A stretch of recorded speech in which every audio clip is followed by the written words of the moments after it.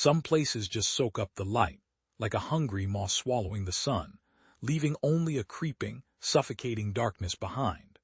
The thrum of the helicopter's rotors slowed to a grinding halt as we finally settled onto the helipad, the air still thick with the memory of 3 hours of choppy turbulence above the churning Gulf. My legs felt like jelly when I stepped out, the sheer scale of the offshore platform unfolding before me like some impossible, gargantuan industrial beast risen from the depths. In my 15 years working oil rigs, I had never seen anything that dwarfed the horizon quite like this. It swallowed the ocean in every direction, easily 3 times the size of any normal operation I'd encountered.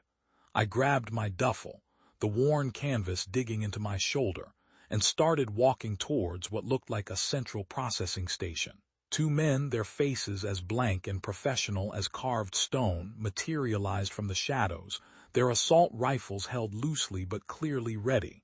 These weren't for show. Identification and authorization, the taller one stated, his hand extended, not a hint of warmth in his voice. I pulled out my credentials and the transfer papers, my designation clear. Elias Vance, new senior drilling engineer. The guard scanned my documents with a handheld device, then lifted his gaze to study my face, matching it against whatever data flashed on his screen. His partner, meanwhile, kept his eyes fixed on the distant, shimmering horizon, not on me. It was strange.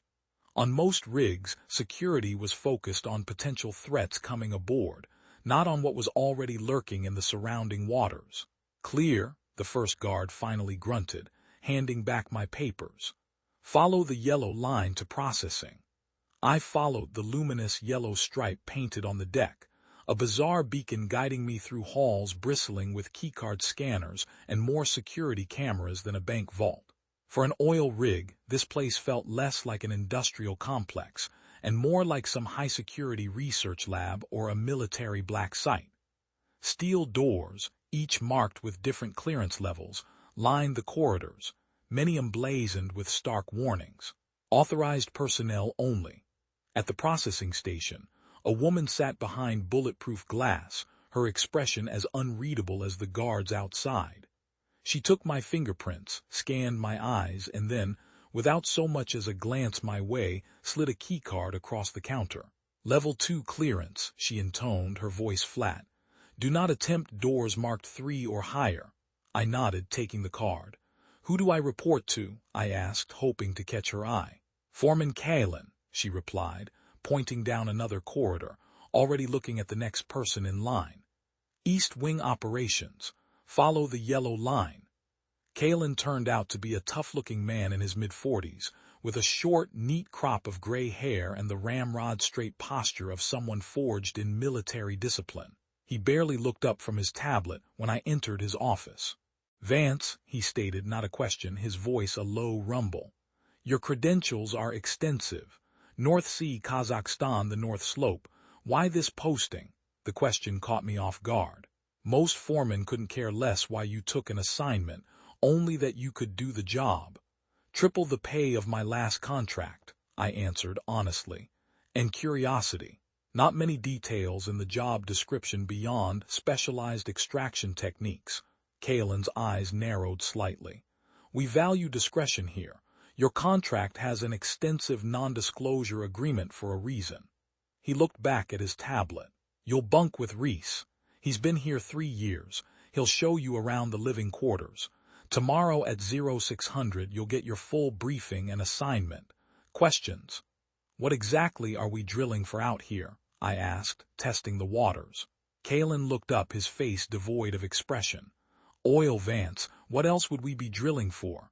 Something in his tone, a subtle inflection, told me not to push further. "Not yet, anyway. No other questions, sir." "Good. Reese will be in the mess hall, East Wing, 3rd level." I followed more yellow lines, winding my way through the labyrinthine corridors until I reached the mess hall. It was a surprisingly modern space, with real windows facing the ocean. Most offshore rigs I'd worked on were designed for function, not comfort, with hardly any windows.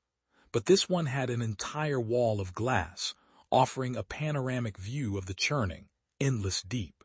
The food smelled better than any rig I'd ever set foot on, too.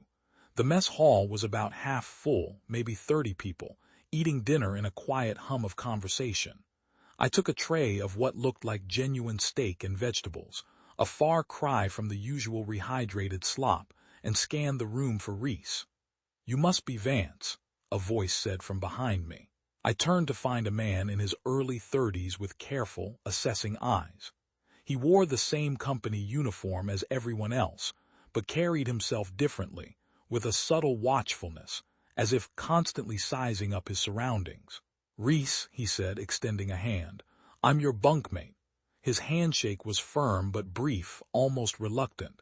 He gestured to an empty table set apart from the others.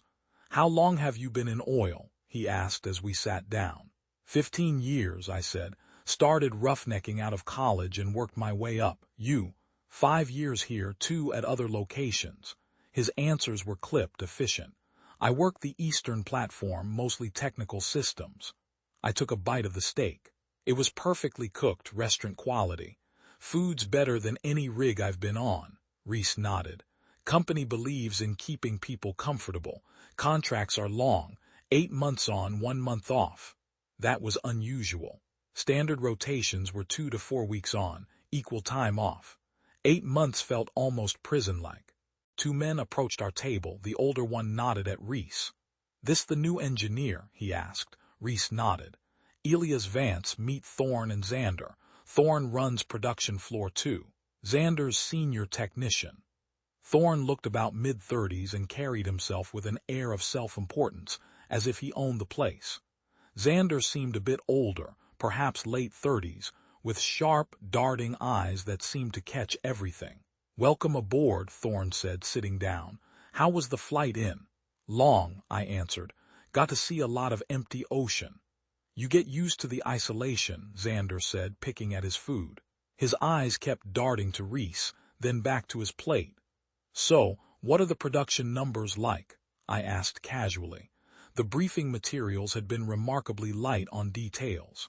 Thorne and Xander exchanged a quick glance, something passing between them, a warning perhaps. "Standard deep water extraction," Thorne said carefully. "You'll get the full specs tomorrow.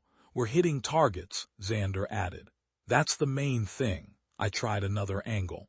"What about the drilling depth? Are we talking standard or ultra-deep?" The table went quiet. Even Reese seemed to tense up beside me. "All operational details are covered in the morning briefing," Xander said finally, his tone polite but firm, conversation closed. The rest of dinner was just small talk about Houston sports teams and how good the satellite TV reception was. Whenever I tried to talk about specifics about the rig or its operations, they got vague or just changed the subject. These men were hiding something, and they weren't even trying to be subtle about it. After dinner, Reese showed me to our quarters. The room was bigger than standard rig accommodations. 2 decent beds, a small sitting area, and a private bathroom with actual water pressure. Like the mess hall, our room had a window. This one faced west, showing the horizon where the sun was now a bleeding orange smear over the ocean. "Lights out is recommended at 2200, Reese said, "but not mandatory. Just don't make noise if you stay up." He pointed to a wall panel. "That's the communication system. Blue button for general announcements, red for emergencies. Don't touch the black button." "What's the black button for?" I asked. "You don't have clearance to know," he replied without hesitation. "So don't touch it." Reese picked the bed farthest from the door and pulled out a tablet. Our conversation was clearly over. I unpacked my bag, put away my stuff, and took a shower. When I came out, Reese looked like he was sleeping, his back to the room. I lay on my bed but couldn't fall asleep. The rig sounds felt wrong. I'd been on enough offshore platforms to know their normal symphony. The metal creaking, the distant groan of generators, the steady slap of waves against the supports. This place had all those, but underneath was something else, a rhythm that seemed to come from way below. It wasn't machine-like. It was slow and steady, like a colossal, rhythmic heartbeat.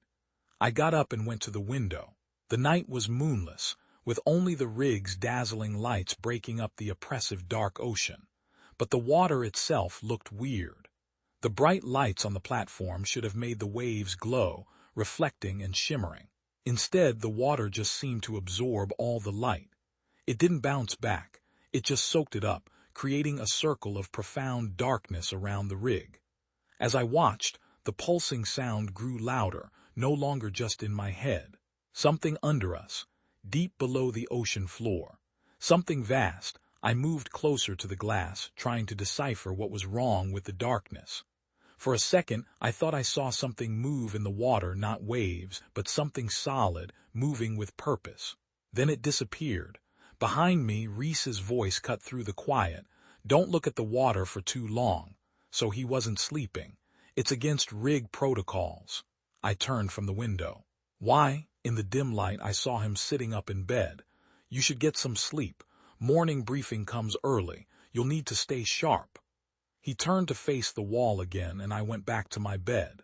I kept my eyes open in the darkness, listening to that weird rhythm from below, wondering what was really going on here and why nobody wanted to talk about it. I barely slept that night. The weird pulsing from below kept me awake, a low thrumming that seemed to vibrate in my bones, along with the image of that light-swallowing water. Every time I closed my eyes, I pictured that circle of absolute darkness around the rig that didn't reflect any light at all. Reese didn't say another word after warning me not to look at the water too long, and I didn't push him. When my alarm went off at 5:30, I felt like I'd been hit by a truck. Reese was already up, dressed, and sitting on the edge of his bed, waiting. "You look like crap," he said, his voice flat. "Thanks," I rubbed my face. "Is the coffee any good here, at least?" "Better than you'd expect. Grab it on the way to the briefing." I showered quickly, trying to wash away the fog in my brain. The water pressure was surprisingly strong. As I dressed in the company-issued uniform, I caught Reese watching me in the mirror. "What?" I asked. "Nothing. Let's go. Kalen doesn't like late." The mess hall was already busy with the morning shift grabbing breakfast. I filled a large thermos with coffee that smelled richer and more aromatic than anything I'd ever had offshore before. Reese led me through a series of corridors to a large conference room where about 20 people were already seated. Kalen stood at the front, scrolling through a tablet. He looked up when we entered, checking his watch pointedly. 5 minutes, he said to the room. I found an empty seat next to Thorne, who nodded in greeting. The coffee tasted as good as it smelled, rich and strong, and I took another grateful sip. Kalen put down his tablet and faced the room. "Morning briefing," he announced without preamble. "Before assignments, a reminder of our unique operational parameters." He pushed a button and the lights dimmed. A digital display, showing a cross-section of the rig and the ocean beneath it, appeared on the wall behind him. "For our newest team member," Kalen continued, looking at me, "and as a refresher for everyone else, this installation exists in what the company designates a pocket of exception." He paused, letting the phrase hang in the air. "Standard physics behaves unpredictably here. That's why we have protocols beyond typical offshore safety measures." My tiredness vanished. In 15 years of oil work, I'd never heard anything like this. Thorne must have seen my reaction because he gave me a small shake of his head. A warning to keep quiet. Kalen tapped his screen, and the display changed to show a list of rules. Rule 1. No extended observation of the surrounding waters. 30 seconds maximum. This isn't superstition, it's based on documented incidents. He went down the list. Rule 2. No physical contact with the water. If you drop something overboard, report it. Do not attempt retrieval. Rule 3. Maintain constant radio communication during any outdoor work. If communication drops for more than 60 seconds, emergency protocols activate automatically. Rule 4. Report any unusual sightings immediately. Do not investigate yourself. Xander raised his hand from across the table. "Sir, about Rule 4, what counts as unusual sightings?" Kalen's face got tense. "You know company policy on specifics, Xander. If you see something that doesn't belong on an oil rig or in the Gulf of Mexico, report it. The non-answer hung in the air. I looked around the room, watching faces. Nobody seemed surprised by Kalen's vague response. These people knew something they weren't saying. Moving to today's assignments, Kalen continued. Vance, you're with Thorne on production floor east. He'll show you our systems. Reese, you're on monitoring station 3. Xander, continue calibration on the southern sensors. The rest of you, check your tablets for your assignments.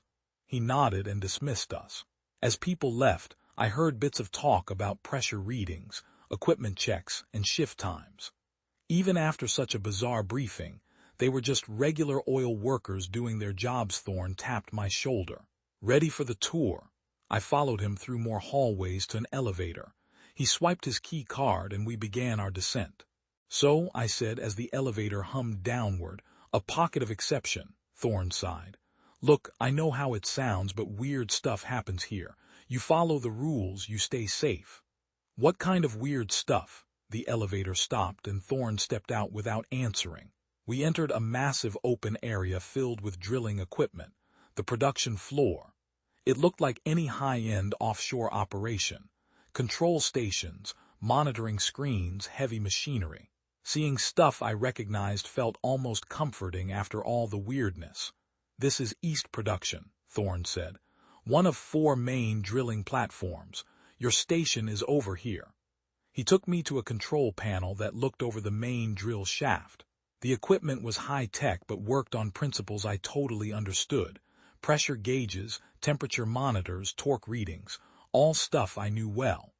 Your job is straightforward, Thorne said. Monitor these systems, maintain optimal drilling parameters, report any anomalies to me or Kalen directly.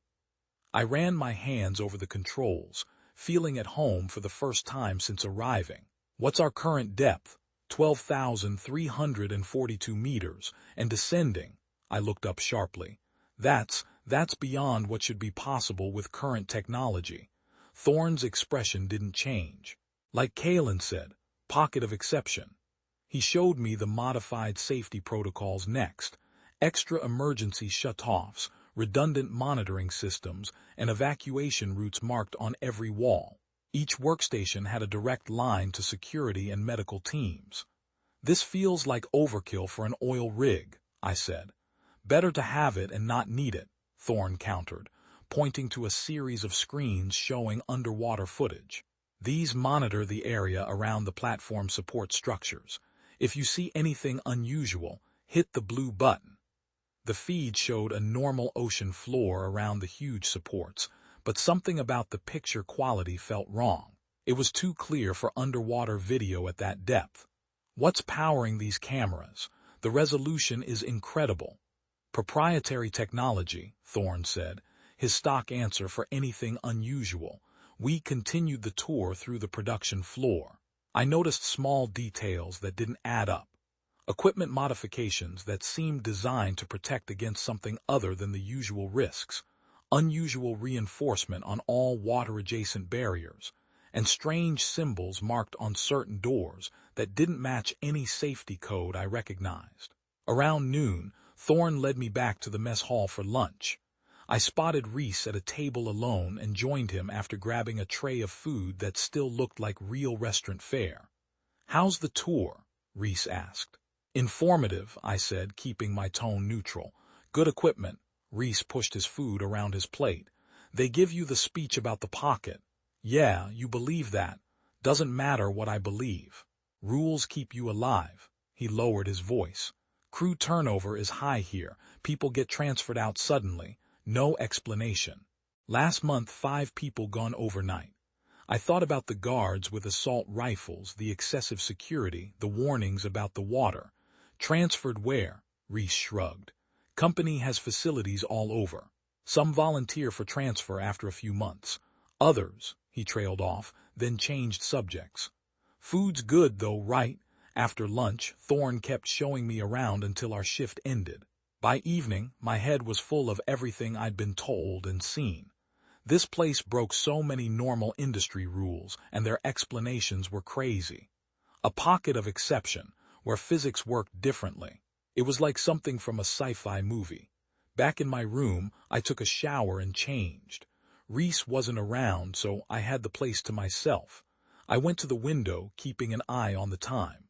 Looking at the dark ocean, I could see guards walking the outer walkways, all of them looking at the water with their guns ready. They weren't protecting us from outside threats. They were watching for something coming from the ocean itself. I noticed something moving on the horizon, a boat with bright lights heading toward us from the east. Not a supply ship. This one was smaller, with equipment covering its deck, probably a research vessel from the look of it. I watched it get closer, wondering what kind of research they'd be doing at this strange place. Reese returned as I stepped away from the window. "Saw a research ship coming in," I said casually. He glanced at the window, then back at me. "They come and go, part of the operation." "What kind of operation needs both oil workers and scientific research?" Reese didn't answer. He got ready for bed in silence, and I did the same. That night the pulsing sound from below seemed louder, more insistent. I lay awake for hours, listening to it, thinking about the dark water and the guards staring at the waves. When morning came, I checked the window again. The research boat was completely gone, but as we headed to breakfast, I spotted new equipment being set up on the southern platform that wasn't there the day before. The day shift rotation came faster than I expected. After only 3 days on the rig, I found myself stuck with the night shift on the east platform. The change felt sudden. 1 minute I was in the mess hall finishing lunch. The next I was watching the day crew leave while I settled in for 12 hours alone. Night on the east platform was different. The busy activity of the day turned into a weird, echoing quiet, broken only by the mechanical sounds of the drilling equipment. With most of the crew gone, the huge production floor felt even bigger, my footsteps bouncing through empty space as I made my rounds. I spent the first few hours checking pressure readings and watching equipment status. The numbers stayed annoyingly steady, even though we were drilling incredibly deep. According to the logs, we'd reached 12,358 meters. Impossible by normal standards. Every time I thought about that depth, my mind went back to Thorne's strange explanation. Pocket of exception. The night dragged on forever. At 2 in the morning, I walked a loop around the platform interior, writing down maintenance checks and looking for any problems. Being alone gave me time to think about everything I'd seen since arriving. The heavy security, the strange darkness in the water, and the new equipment on the southern platform that nobody would talk about. By 3 in the morning, the silence felt thick enough to cut.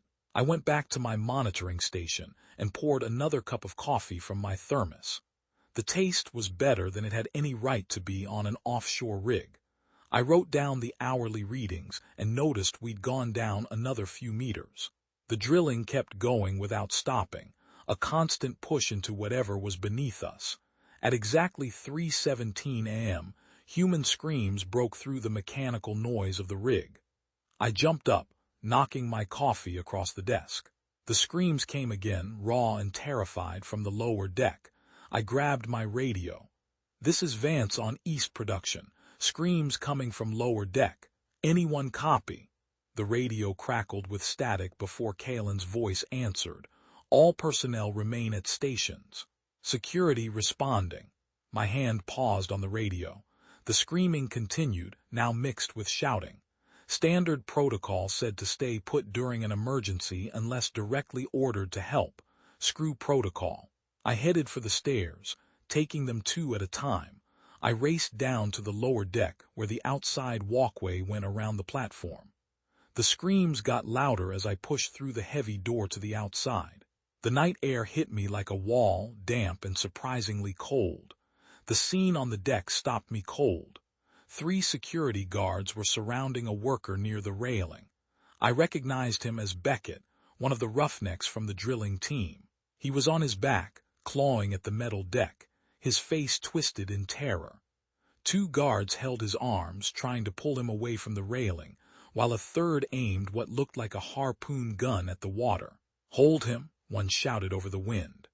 Beckett's body got yanked toward the ocean so hard that the guard stumbled back, his boots scraping across the deck, leaving long marks in the metal. The guards pulled against whatever had grabbed him, their faces showing how much they were struggling. "What's happening?" I called, moving to help. One guard turned to me. "Get back inside." Before I could respond, the guard with the harpoon fired into the water. The projectile hit the water with a splash. The water around where it hit started to bubble and churn, with a dark mass moving underneath. Not a shark or any sea animal I'd ever seen. Just something darker in the already dark water, an absence of light that seemed to pulse. Beckett screamed again, his body jerked hard, and one guard lost his grip. The remaining guard couldn't hold him alone. Beckett slid toward the railing like he suddenly weighed nothing. With one last hard pull, his body lifted completely off the deck and went over the edge. He went into the water without a splash, like the surface just took him in. Then nothing. The churning stopped. The water went flat and calm like nothing had happened. "Man overboard," the guard shouted into his radio. "East platform, lower deck." More security personnel showed up in seconds. Then Kalen ran up next to me, out of breath. "Get inside," he ordered, his voice flat and cold. "Lockdown protocols are now in effect." I couldn't move. What just took him? That wasn't normal. "Inside now." Kalen grabbed my arm and pulled me toward the door. "All personnel return to quarters immediately. This is not a drill." The PA system carried his command throughout the rig. Guards stood at different spots, making sure everyone headed to the living areas. As they moved us through the hallways, I heard bits of radio chatter. Search teams getting together, boats being lowered, areas marked for sweep patterns. When I got to my room, Reese was already there, fully dressed and sitting on his bed. He didn't look surprised at all about the lockdown. "What happened?" he asked, his voice carefully neutral. "A guy named Beckett got pulled overboard by something in the water." I paced across our small room. They couldn't hold him. It was like he was being dragged by a fishing line, but there was nothing there to see. Reese closed his eyes briefly. "Shit," he whispered. "Not another one." "Another one?" I stopped pacing. "This has happened before." He glanced at the corners of the room, then at the ceiling. "We can't talk about this. Not here." The warning in his eyes was clear. We sat in tense silence for hours, waiting. The lockdown stayed in effect, with regular announcements telling all non-essential personnel to stay in quarters. At 7:43 a.m., the PA system started up again. "Attention all personnel, lockdown protocols have been lifted. Day shift may proceed to normal duties. Night shift will remain on extended duty until further notice." Reese stood up. "They found him," he said flatly. "How do you know?" "They always do." He headed for the door. "Come on, breakfast." The mess hall was filled with nervous energy. People lowered their voices to whispers whenever someone new walked in. Kalen showed up after most everyone had gathered and went to the front of the room. "Attention," he called. The room went silent. At 03:17 hours, crew member Beckett suffered an epileptic seizure while working on the east platform. During the medical event, he fell overboard. After an extensive search operation, Mr. Beckett was recovered approximately 2 miles from the installation. He is alive and receiving medical attention. He will be transferred to a mainland hospital later today. I nearly choked on my coffee. Epileptic seizure. That wasn't remotely close to what I'd witnessed. I looked around the room, trying to see if anyone else was questioning this obvious lie. Most faces remained carefully blank, eyes fixed on their food. "Normal operations will resume immediately," Kalen continued. "Additional safety briefings regarding proper railing protocols will be scheduled. That is all." As soon as Kalen left, the low murmur of conversation resumed. I spotted Thorne and Xander at a nearby table and joined them, Reese following close behind. "That's not what happened," I said without preamble. "I saw the whole thing. Something pulled Beckett into the water. He was dragged across the deck by some kind of force." Reese kicked my shin hard under the table. Thorne and Xander exchanged a look. "Vance," Thorne said quietly, shaking his head. "Beckett had a seizure, lost his balance, fell in." That's what happened. But the water was moving, I insisted. There was something in it. The guard even fired a harpoon. Do you want to be transferred? Xander cut in, his voice barely audible. Because this is how you get transferred. Or worse. The table fell silent. Their faces told me everything I needed to know. They had seen similar things before. Things that were immediately denied and covered up after breakfast. Kalen stopped me in the corridor. Vance, a word. He led me to a small meeting room and closed the door. I'm reassigning you to the Western platform, he said, effective immediately. The Western platform, as far from the incident site as possible. Why? I asked, already knowing the answer. We need your expertise there. His face gave away nothing. Report to Supervisor Jensen at 1400 hours. He'll brief you on your duties. What about what I saw last night? We both know that wasn't a seizure. Kalen's expression hardened. What you think you saw was distorted by darkness, distance, and the stress of an emergency situation. The medical team has confirmed an epileptic event. And the guards. The harpoon gun, the thing in the water. There were no guards present when Beckett fell. There was no weapon discharged. You are misremembering events due to stress. He leaned closer. This is your first and final warning, Vance. The official report states that Beckett had a seizure and fell overboard. Any alternative narrative will be considered a violation of your non-disclosure agreement, resulting in immediate termination and possible legal action. The threat hung between us, thick and unspoken. Do I make myself clear? Kalen asked. Crystal, I replied. Good, Western platform, 1400 hours. He opened the door. Enjoy your breakfast. I went back to my room to shower and change before reporting to the Western platform. I took a detour past the medical bay, claiming I had a headache.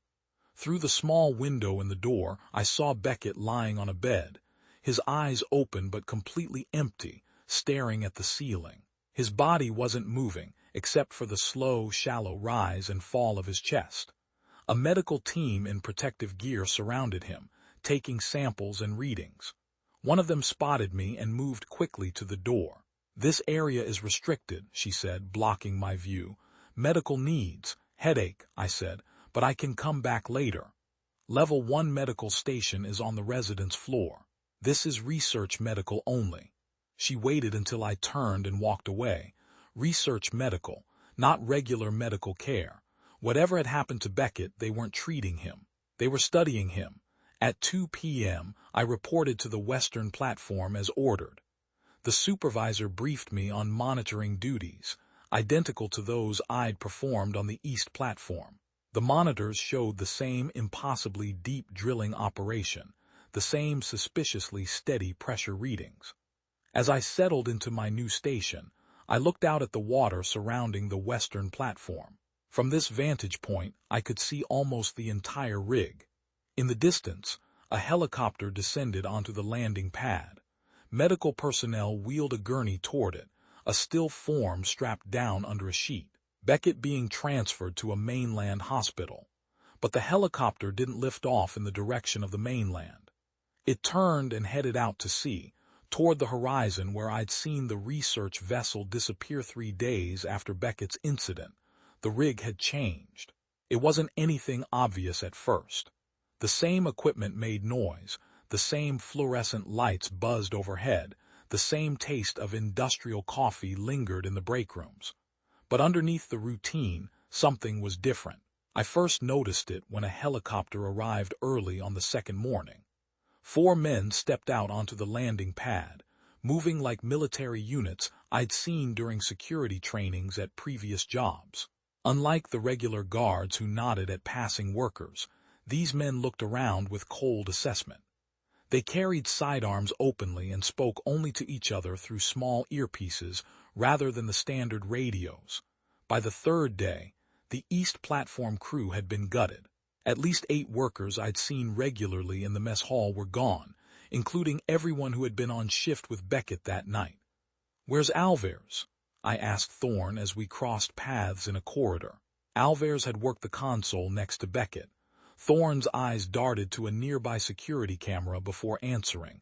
Emergency transfer, family issue. And Chen, Rodriguez. 2 more East Platform workers I hadn't seen since the incident. Same thing, transfers happen. He picked up his pace, clearly wanting to end the conversation. After my shift on the Western Platform ended, I made a decision. The headache that had been building behind my eyes gave me a perfect excuse. I walked to the medical bay on sea level, swiped my key card at the door and pressed the intercom button. Medical, state your purpose. A woman's voice answered. Elias Vance, I've got a headache that won't go away. The door buzzed open. Inside, the front area looked like a standard medical facility. Examination tables, supply cabinets, a desk where a nurse in scrubs looked up at me. What seems to be the problem? She asked. Headache, started this morning, getting worse. She gestured to an exam table. Have a seat. I'll get you something for that. As she turned to a medicine cabinet, I glanced around the room. A second door stood partially open at the back of the medical bay. Through the gap, I could make out what looked like a hospital bed with restraints. Mind if I use the bathroom first? I asked casually. Through there, she pointed to a door on the right without looking up. I waited until she was busy with the medication cabinet, then quickly went across the room to the partially open door. 3 quick steps and I was through it. The space beyond was nothing like the front area. Bright white lights lit up equipment I didn't recognize. Monitors with weird readouts, machines that made a low buzz, and at the center, a hospital bed where Beckett lay strapped down. His eyes were open, looking at the ceiling without blinking. They didn't look right. The pupils were super dilated, making his eyes look almost completely black. His skin had a strange, waxy look, and I could see dark lines under the skin that were probably veins, but they pulsed with a faint, internal light. A woman in a white lab coat stood beside the bed, drawing blood from Beckett's arm. She wrote notes on a tablet with her free hand, totally focused on her work, until she noticed me and looked up. Her eyes got wide. This area is restricted. She moved to block my view. You need to leave immediately. The nurse showed up behind me. Sir, the bathroom is the other door. This area needs different clearance. Sorry, wrong door, I said, trying to look appropriately confused while taking one last look at Beckett. His body seemed wrong somehow, too still, as if he wasn't breathing naturally. The nurse held my arm tight. This way, please. Back in the exam area, she handed me 2 white pills and a cup of water. Take these now. I'll give you more to take later if needed. I swallowed the pills, watching as the researcher in the other room hit what looked like an alarm button on her desk. You should return to your quarters and rest, the nurse said, already guiding me toward the exit. In the corridor, I walked quickly toward the residential section, processing what I'd just seen. Beckett wasn't being treated. He was being studied, and there was something seriously wrong with him beyond a near drowning. That evening, I waited for Reese to return to our quarters. When he finally came through the door, I didn't waste time. We need to talk about Beckett, I said. Reese froze, glancing around the room before answering. I don't know what you mean. I saw him today, in the medical bay. He's still here, strapped to a bed like a lab rat. Reese crossed to the sink and turned the water on full blast. He motioned me closer. Not here, he whispered under the noise of the running water. They listen. Who listens? Everyone. His eyes darted upward. Beckett isn't the first, okay? There have been 3 others in the past year. 3 others pulled into the water. I kept my voice low. He nodded. Company calls them accidents or medical emergencies. But they were taken, just like Beckett. By what? I don't know. The fear in his eyes seemed genuine. Nobody knows, or nobody who talks about it stays around long. And the others, what happened to them after? Reese shut off the water abruptly. That's all I'm saying. We should go to dinner. The mess hall felt different that night. Conversations seemed forced, with long pauses and careful word choices. The new security personnel sat at a table by themselves, watching everyone. Nobody mentioned Beckett or the other missing workers. That night, I lay in bed, listening to the strange pulsing sound from below the rig. It seemed stronger than before, more insistent. Reese fell asleep quickly, his breathing deep and even. I looked up at the ceiling, thinking about Beckett's black eyes, and the researcher drawing his blood mourning came after a restless night. I sat up, reaching for my work boots beside the bed. As I picked up the left boot, something fell out, a small piece of paper folded tightly. I glanced at Reese, still asleep, before unfolding it. The handwriting was cramped but clear. Research level B3, midnight. Come alone. I quickly refolded the note and tucked it into my pocket. Who had left it, and how had they gotten into our quarters without either of us noticing? My shift that day was on the western platform, watching underwater cameras and drilling readings. Around midday, movement on one of the camera feeds caught my attention. The feed showed the ocean floor near the main support structures, lit dimly by the rig's outside lights. Something moved across the screen, not randomly like ocean currents, but with purpose. I followed it across 3 different camera angles as it circled one of the support columns.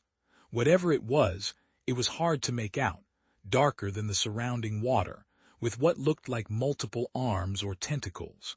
Xander walked past my station, stopping when he saw what had caught my eye. "What's that?" I asked, pointing to the shape. His face showed nothing. "Where?" "Right there," I pointed as the thing moved into view on another camera. "That movement pattern isn't like any marine life I've ever seen." Without a word, Xander reached over and tapped a few keys. The screen changed to a different view where everything looked normal. "System diagnostic," he said loudly, pulling out his radio. "Control, this is Xander, running diagnostic sweep on Western Platform cameras 7 through 12. Temporary feed interruption." "Copy that," came the reply. "Authorized." He turned to me with a flat expression. "Sometimes the underwater feeds get interference, nothing to worry about." "That wasn't interference," I said. "Something was moving down there.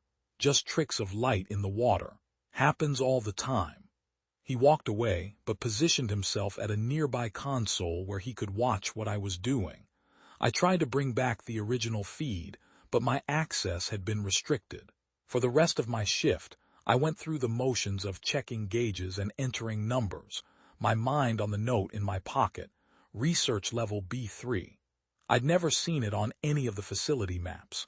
It had to be in a restricted area, probably requiring higher clearance than I had. I would need to find it without being caught by security that was watching everything more closely now. As my shift ended, I thought about the risks. Whatever was happening on this rig went beyond unusual drilling operations or workplace accidents. People were being taken by something in the water, and instead of stopping it, the company was studying it. I decided I would go to B3 at midnight. The truth was worth the risk. I had to face facts. On this rig, knowing what was really going on could save your life.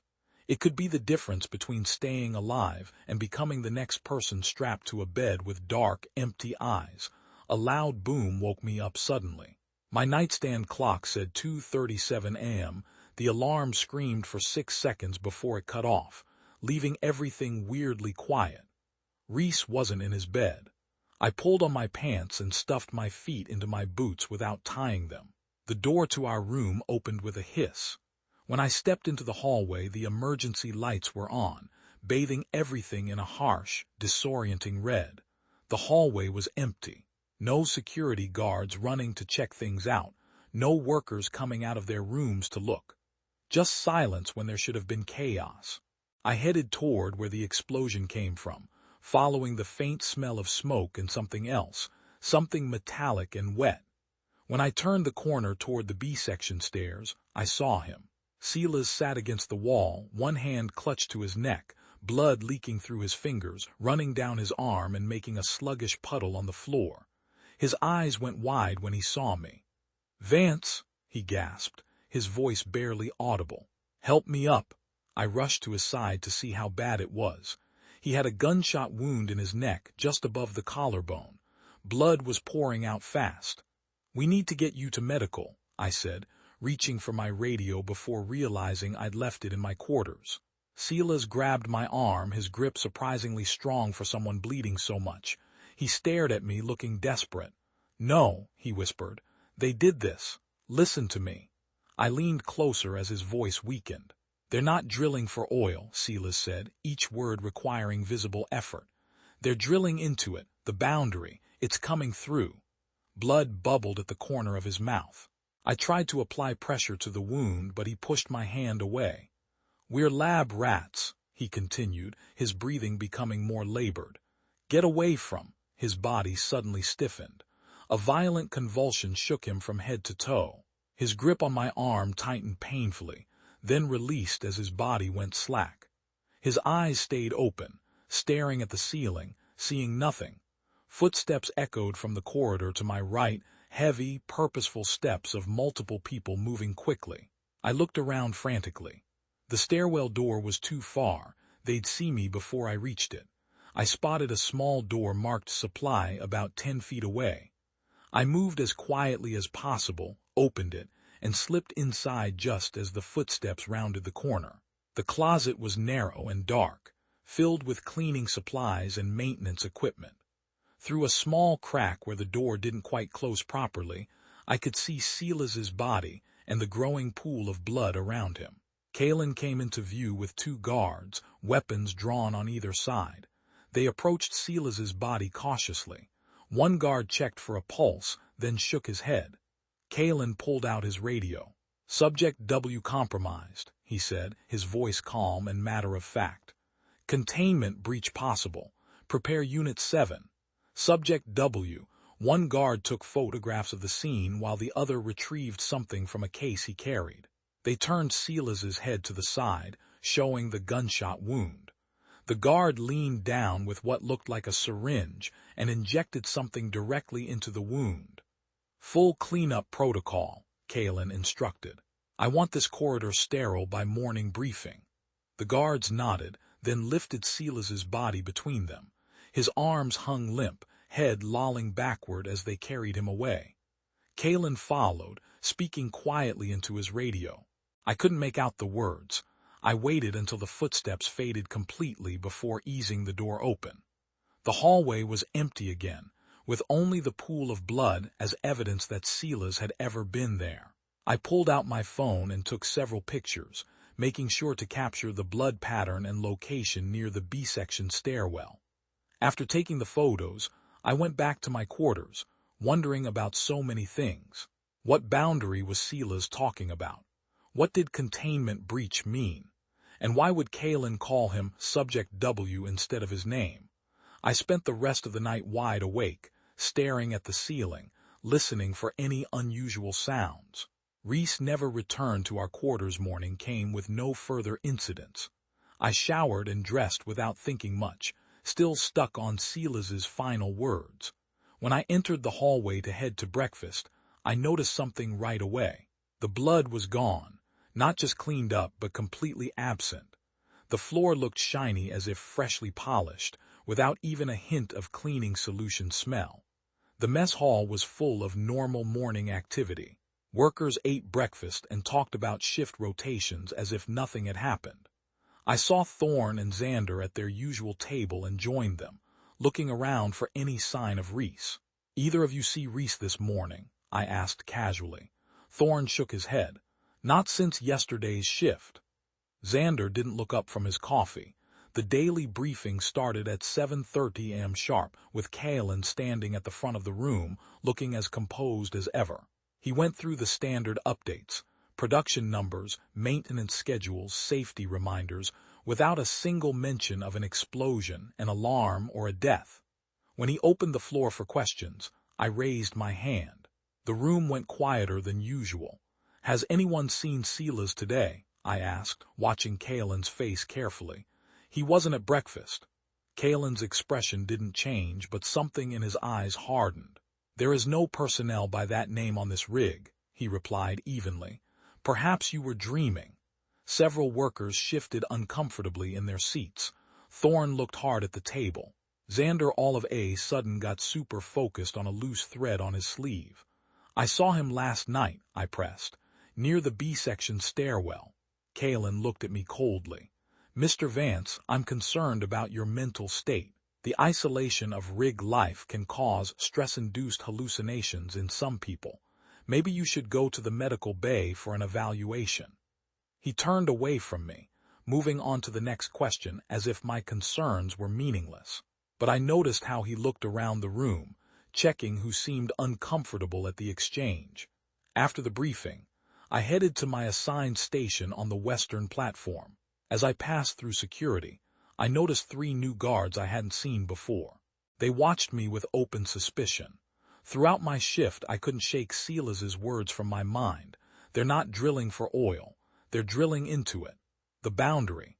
Each pressure reading I logged, each gauge I monitored seemed to take on new significance. What exactly was I helping them drill into? I tried to focus on my work, but my thoughts kept returning to Silas bleeding out on the floor, to Kalen's cold denial, to Subject W and Unit 7. I knew one thing with absolute certainty. Something was happening on this rig that went far beyond oil extraction, something worth killing for. And as I watched the numbers on my monitors climb steadily higher, as we drilled deeper into whatever lay beneath us, I wondered how many others had discovered the truth before me, and what had happened to them afterward. 1 week went by since Silas's death without anyone officially saying it happened. The bloodstain near the B-section stairwell was gone, cleaned away so completely it was like it never existed. No memorial service, no moment of silence, not even a mention in the daily briefings. Silas had been erased.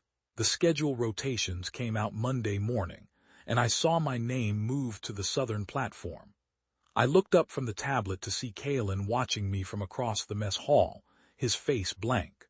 "Southern platform?" I asked Thorne when he sat down with his breakfast tray. "What's down there?" Thorne chewed his egg slowly, buying time. "Newer equipment, different monitoring parameters." "Is that where they took the new machinery I saw arriving last week?" He looked at the nearest security camera. "Just follow protocols and you'll be fine." That was all anyone would tell me. Even Xander, who usually supplied at least minimal information, suddenly had pressing duties elsewhere whenever I approached. Reese hadn't returned to our quarters since the night Silas died. His bunk remained untouched, his few personal items still in place. But he'd simply vanished. When my shift began that evening, a security escort walked me to the southern platform for the standard orientation that Kalen had ordered. We passed through 3 separate security checkpoints, each requiring higher clearance than the last. "Your temporary access code," the guard said, handing me a black key card. "Valid only during assigned shifts. Surrender it immediately after your 12 hours.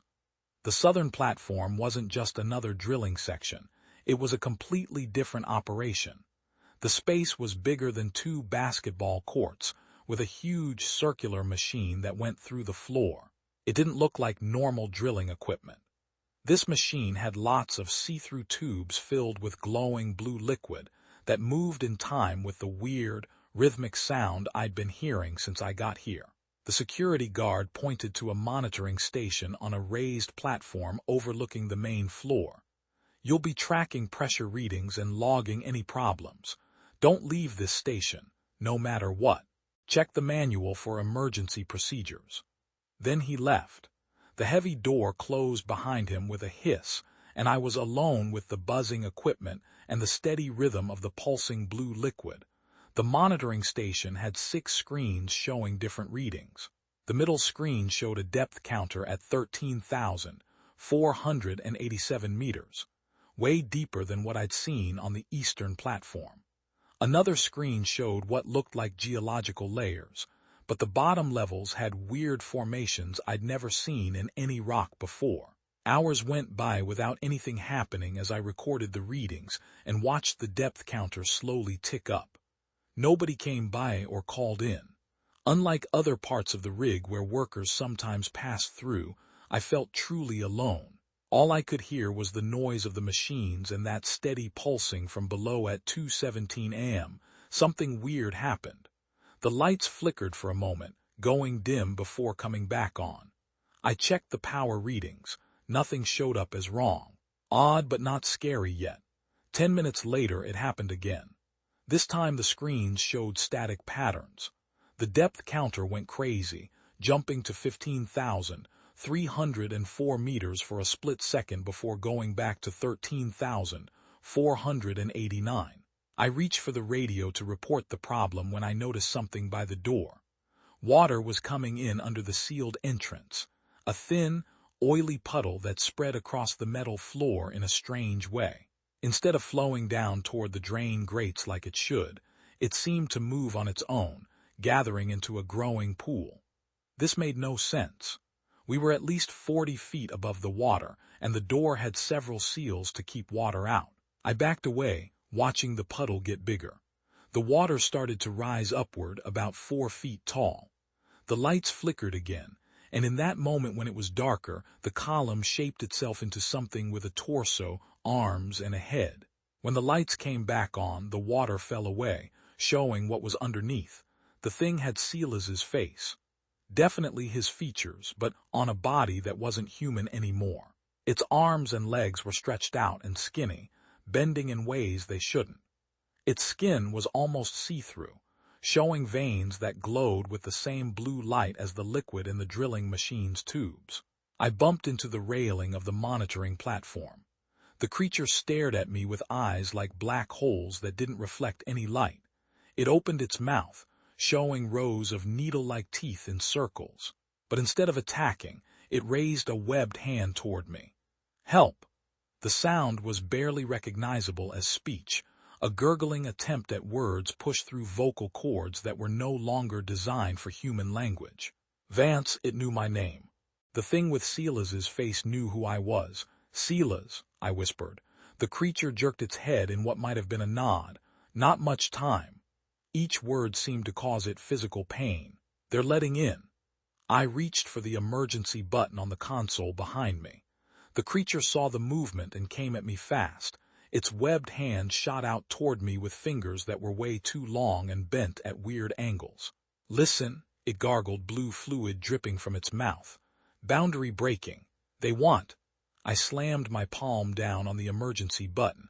Alarms immediately blared throughout the platform. The creature pulled back, grabbing at what passed for ears, its mouth opening in a silent scream of pain. Within seconds, the door burst open. 4 security guards in special gear rushed in, carrying what looked like weapons but with wide barrel ends that had the same blue energy I'd seen in the creature's veins. Containment breach. Target acquired. One shouted into his radio. They aimed their weapons at the creature. It turned to look at me one last time, its face looking strangely human even with all its monster-like features. Find others, it gurgled. Then the security team fired. The weapons didn't shoot bullets. Instead, they shot concentrated pulses of energy that hit the creature at the same time. It fell to the floor, its body shaking wildly, the blue glow in its veins flashing like a dying light bulb. 2 more personnel came in with what looked like a clear coffin. They quickly put the shaking creature inside and closed the lid. The shaking continued for several seconds before the creature went still, floating in a pale blue liquid that filled the container. Kalen appeared in the doorway, staying calm even with all the chaos around him. He looked over the scene, spoke briefly into his radio, then walked up to me. I was still frozen against the railing, trying to make sense of what I had just seen. That was Silas, I said. He knew my name. He was trying to tell me something about a boundary. Kalen's face stayed blank as he reached into his pocket and pulled out a small case. From it, he took out a syringe filled with clear liquid. Standard protocol requires a mandatory sedative following exposure to contamination, he said, his voice clinical and detached. That thing had Silas's face, I insisted, the words tumbling out. He knew me. He was trying to communicate. What the hell is going on here? What are you people really drilling for? Kalen nodded to someone behind me. Strong hands gripped my shoulders, holding me in place. I struggled, but the grip only tightened. This will help you process the trauma, Kalen said as he approached with the syringe. When you wake up, we'll have a serious discussion about your future on this rig. I felt the needle stick into my neck, and something cold went through my body. The room started to get fuzzy. Before I passed out, I saw them rolling away the containment unit with Silas's changed face against the clear wall, his black eyes still looking right at me. I opened my eyes to bright fluorescent lights overhead. The ceiling tiles were an off-white color with small water stains in the corner. My head hurt with a dull ache that made even blinking painful. An IV line ran from my arm to a bag of clear fluid hanging beside the bed. "Welcome back, Mr. Vance." Kalen sat in a chair next to the bed, holding a tablet. His face stayed blank, but his eyes followed everything I did. "How long?" I asked, my voice rough from disuse. 12 hours, give or take." He tapped something on his tablet. "You've been under observation since the incident on the southern platform." I tried to sit up, but my muscles felt weak and uncooperative. "Silas was not present during your episode," Kalen cut in smoothly. "You experienced what our medical team calls a stress-induced hallucination, not uncommon in this environment, particularly for those unaccustomed to the isolation." "That wasn't a hallucination," I said, struggling to a sitting position. "Silas was there. He knew my name. He was trying to tell me something about a boundary breaking." Kalen's face changed. His eyes got a little tighter and narrower. He put down his tablet and leaned forward. "I see." He paused, studying me. "In that case, there are some things you need to understand." A doctor came in, checked my vitals, and took out the IV. She gave me clean clothes and left without saying anything. Kalen stood by the door while I got dressed. He had his back turned but looked ready for anything. "Follow me," he said when I finished. We left the infirmary and walked through corridors I hadn't seen before. The security here was tighter. Cameras watched us as we moved, and guards stood at key intersections, wearing tactical gear and holding weapons better than the standard ones. Each door needed Kalen's badge and a fingerprint scan. We went down in an elevator that required both Kalen's key card and a code typed into a keypad. The digital display showed we were heading to level B4. "B4 isn't on any of the facility maps," I said. Kalen didn't respond. The elevator opened to a clean, white hallway that looked more like a research facility than an oil rig. Kalen took me to a conference room with a long table and several chairs. A large screen covered one wall, showing the company logo. "Wait here," he instructed, then left. I sat alone for almost 10 minutes, checking out the room. Everything looked expensive and high-tech, way more than any oil operation would put in a temporary facility. The table's surface was a touchscreen. The walls had special sound-blocking panels that would stop anyone from listening in, and small cameras sat in each corner of the ceiling. The door opened, and a woman walked in. She looked to be in her early 50s with short, dark hair. She wore a business suit that seemed weird to see on an offshore rig. Her handshake was firm and quick. "Elias Vance," she said, taking a seat across from me. "I'm Dr. Lyra Thorne, head of Project Rift. I understand you've had an enlightening experience." Kalen entered behind her. Taking a position near the door, Dr. Lyra Thorne touched the table's surface, and the screen on the wall changed to show a digital cross-section of the rig and the ocean floor beneath it. "Let me be direct, Mr. Vance. Oceanic deep-sea drilling is not an oil company, at least not primarily. What we're doing here goes far beyond resource extraction." She zoomed in on the image, highlighting an area deep beneath the seabed. 15 years ago, our sonar mapping detected an anomaly in this location, something that shouldn't exist according to known geology. The display changed to show a series of readings. Sonar scans, energy signatures, and data I couldn't interpret. "What we found," she continued, "was a thin spot in the fabric of reality, a location where the boundary between our dimension and another has worn dangerously thin." I stared at the screen, processing her words. "You're not drilling for oil, you're drilling into another dimension." "We're studying the boundary," she corrected. "Taking samples, monitoring fluctuations, learning what exists on the other side and how it interacts with our world. And the people who go missing. Beckett, Silas?" I asked. Dr. Lyra Thorne's face looked cold and professional. "Exposure incidents, the boundary leaks, Mr. Vance. Or you could say that things from the other side sometimes reach through. People who touch this material start to change. Their bodies begin to take on qualities from the other dimension. She tapped the screen again, showing a video. I recognized the containment room I'd seen when looking for Beckett. Dozens of clear tanks lined the walls, each with a floating person inside. Some looked mostly human, others. "These are our current research subjects," Dr. Lyra Thorne said. "Former employees who have begun the transformation process. We study them to understand the nature of the change and how to potentially control or reverse it." One of the tanks held Beckett, his eyes open and aware even though his body was partly changed. Another contained what I was now sure had been Sela's, the same distorted figure I'd seen on the southern platform. "Sela's didn't die from a gunshot wound," I said, the pieces connecting in my mind. "Correct," Dr. Lyra Thorne replied. "Sela's was an early-stage transformation case, who escaped containment during transport. Security attempted to recapture him non-lethally, but in his confused state, he became violent. What you encountered on the southern platform was Sela's after completing the next phase of transformation." It freaked me out how casually she talked about it, like she was discussing lab rats instead of people I'd worked with. "You're experimenting on them," I said, unable to keep the disgust from my voice. "We're learning from them," she corrected. "The potential applications of this discovery are beyond calculation, Mr. Vance.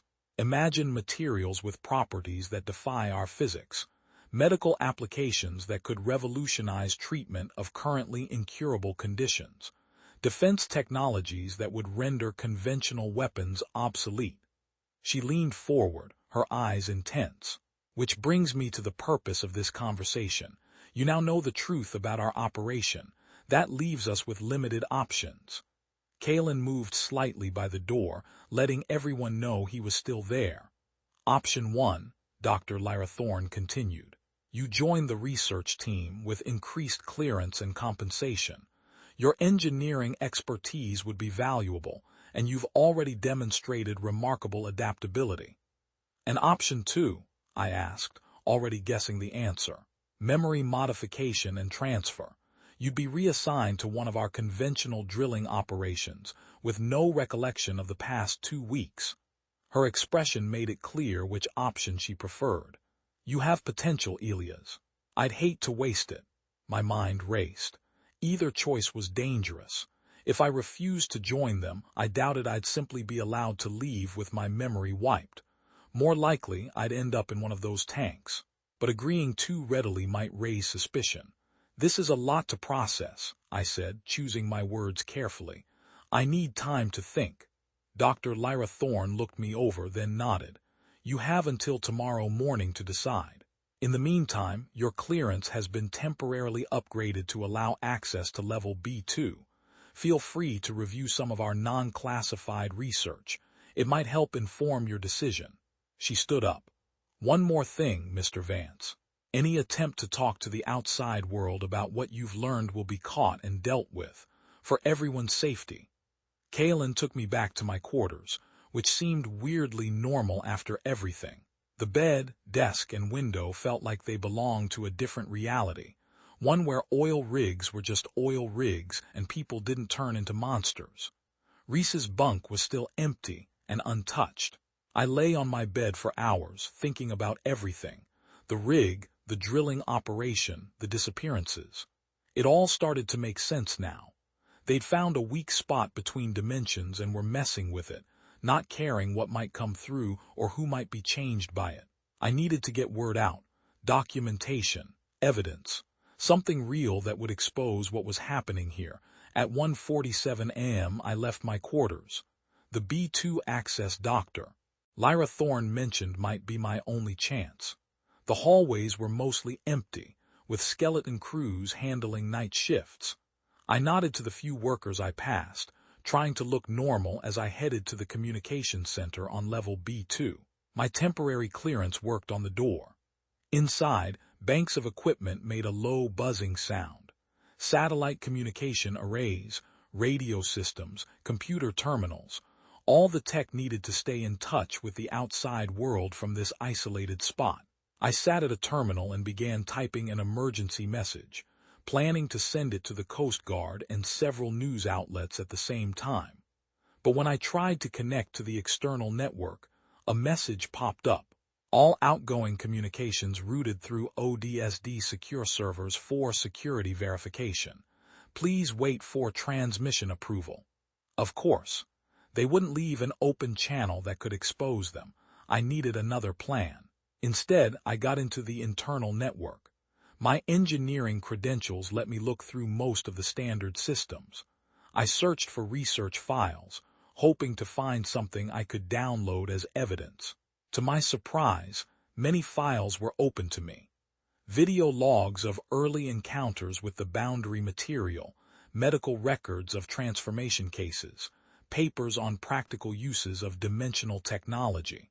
I connected my phone to the terminal and started downloading everything I could find, watching the progress bar move forward super slowly. A noise in the hallway outside made me stop. I unplugged my phone, put it in my pocket, and quickly closed the files on the terminal. I made it look like I was checking equipment logs, something a senior engineer might normally do, just as the door opened. A security guard looked in, and his eyes got narrow when he saw me. "Working late, Mr. Vance," I nodded, trying to appear calm, just familiarizing myself with the systems. Dr. Lyra Thorne upgraded my clearance. He checked something on his tablet, then nodded reluctantly. The night shift supervisor should be notified when personnel access comes after hours. "Sorry, first time down here. I'll remember that." He gave me a final suspicious look before leaving. I waited 5 minutes, then left the communications center. My phone felt heavy in my pocket, loaded with evidence that could expose the entire operation. If I could get off this rig alive, the walk back to my quarters seemed longer, with security possibly hiding in every corner. I took a slightly different route, wanting to be less predictable. As I turned down the final corridor, I saw someone standing in the shadows near my door. I slowed my pace, considering whether to turn around. Then the person stepped into the light. Reese stood there looking at me with a blank face. His eyes dropped to my pocket where my phone was partially visible, then back to my face. He said nothing, but the silent message was clear. He knew. Reese and I stood in the hallway, locked in a silent standoff.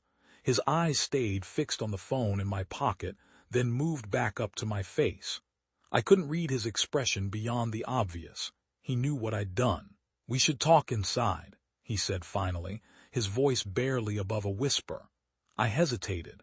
If Reese really was security, following him into our isolated quarters might be walking into a trap. But standing in the hallway with incriminating evidence in my pocket wasn't smart either.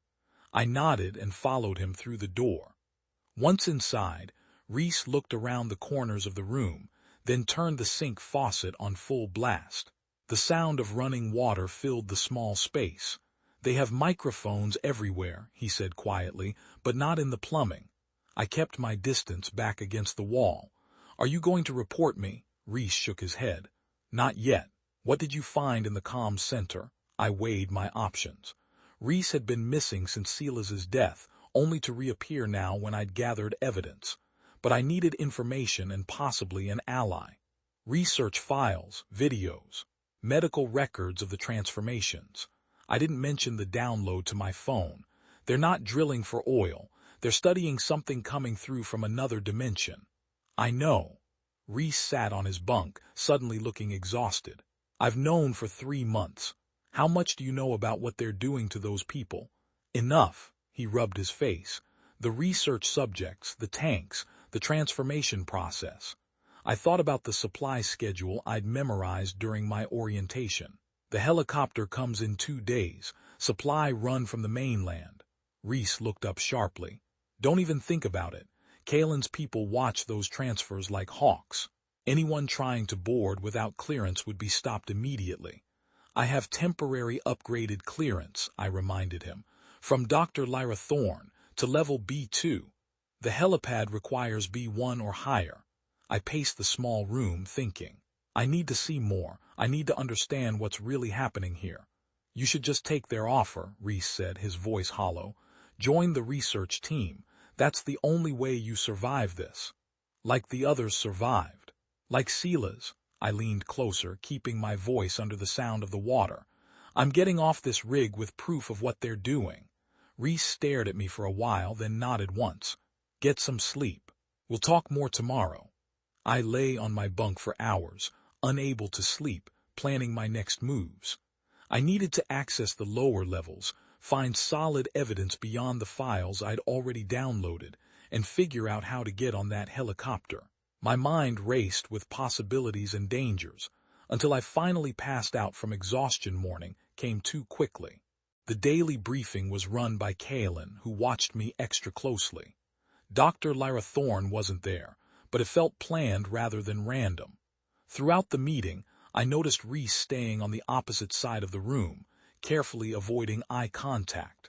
After the briefing, I tested my new clearance by heading toward the B3 research level. The elevator accepted my temporary credentials, taking me deeper beneath the rig than I'd been before. The doors opened to a clean, white hallway with multiple security doors. Most needed higher clearance than mine, but one labeled Observation accepted my badge. Inside was a small room with a large observation window looking over a huge laboratory space below. At least 24 clear containment tanks lined the walls, each filled with pale blue liquid, and floating in each tank was a human, or what had once been human. Some looked mostly normal, with only subtle changes. Dark veins under pale skin, slightly longer fingers, eyes that had begun to change into those black, empty holes. Others were in more advanced stages, their bodies twisted and changed like Sela's had been. A control panel in front of the window let me zoom in on individual tanks. I focused on one in the corner, and my stomach dropped. Beckett floated inside, his transformation worse than when I'd seen him in the medical bay. His limbs had grown longer, joints bending at weird angles. His skin had become nearly see-through, showing dark veins pulsing underneath. But his eyes, they were fully aware now, alert and following the movements of the lab technicians below. As I watched, a technician approached Beckett's tank with some kind of testing device. Beckett immediately pressed his hands against the glass, his mouth moving like he was begging. The technician ignored him, taking readings from a panel on the side of the tank before moving on. I moved the view to other tanks. Some people floated limply, looking unconscious or maybe already dead. Others moved constantly, pushing against their tanks, mouths open in silent screams. One caught my attention, a figure so changed that barely anything human remained, except the eyes, which looked straight at the observation window, like it knew I was watching. A door at the end of the observation room led to a small archive. Here, my clearance gave me access to physical records, older research notes and paperwork not yet digitized. I quickly looked through filing cabinets until I found what I needed, the project's original mission plans. The documents went back nearly 30 years, way before the rig was built. The company had found the dimensional weakness during a regular geological survey. Initial drilling showed weird readings, followed by the first material exposure incident that changed 2 workers. Instead of stopping operations, they expanded them, building the specialized rig to continue research. Page after page showed how they learned about the transformative properties of exposure. One document listed potential uses: bioweapons that could change enemy fighters, enhanced soldiers with abilities beyond human limits, or industrial applications using materials with properties that broke the laws of physics. I took pictures of as many documents as I could, adding to the evidence already on my phone. While I worked, I heard voices coming from the hallway outside. I quickly put the files back and left through a side door that connected back to the main hallway. I spent the rest of the day at my assigned station on the western platform, just going through the motions while thinking about everything I'd seen. The people in those tanks had been workers just like me. One wrong move, one moment of exposure, and they became research subjects, specimens to study rather than people to save. When my shift ended, I went back to my room to find Reese waiting. He turned on the shower, this time steam filling the room to cover our conversation. "You went a B3, he said. It wasn't a question. "How did you know?" Reese looked at me with a mix of frustration and giving up. "Because it's my job to know. I was assigned to monitor you from the moment you arrived." My hand went to my pocket where my phone held the evidence I'd gathered. "Don't," Reese said quickly. "I'm not here to stop you." "Then why are you here?" He sat heavily on his bunk. "My brother was on this rig 3 months ago, technical specialist like Xander. He noticed the same things you did. The secrecy, the disappearances, started asking questions. I could see where this was going. He was exposed." Reese nodded, looking upset but holding it together. "They said it was an accident. Containment breach during a routine maintenance check. By the time I got transfer approval to come here, he was already in one of those tanks." "Which one?" I asked quietly. "Tank 17.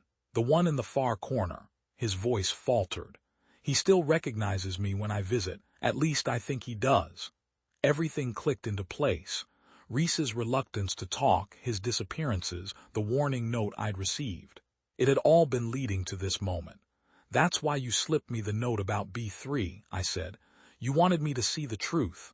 I wanted someone else to know what they're doing here." He looked up at me, his expression hardening with resolve. "The helicopter arrives tomorrow at 0800 for the supply transfer. If we're going to get you and that evidence off this rig, we need to create a distraction big enough that security will be too busy to stop you. I can't leave. They'd know I helped you, but I can make sure you get on that helicopter." Reese pulled out a small tablet and showed me a schematic of the rig. "The primary power coupling for the drilling operation is here, on level C1. If it fails catastrophically, emergency protocols will pull security from all non-essential areas to contain the situation." I studied the schematic. "That's close to the boundary they're drilling into. Wouldn't that be dangerous?" "It won't damage the containment systems, just create enough chaos for you to reach the helipad." He pointed to another section. "Security will evacuate all non-essential personnel to the upper levels. That's your window." "What about you?" Reese smiled bitterly. "I'll be busy reporting a broken equipment that needs fixing right away. By the time they figure out what's happened, you'll be gone." We spent the next hour planning the details. Reese knew all the security protocols really well, including how to set off alarms without getting caught. I memorized the route to the helipad and the timing we'd need to make this work. As we finished, Reese looked at me hard.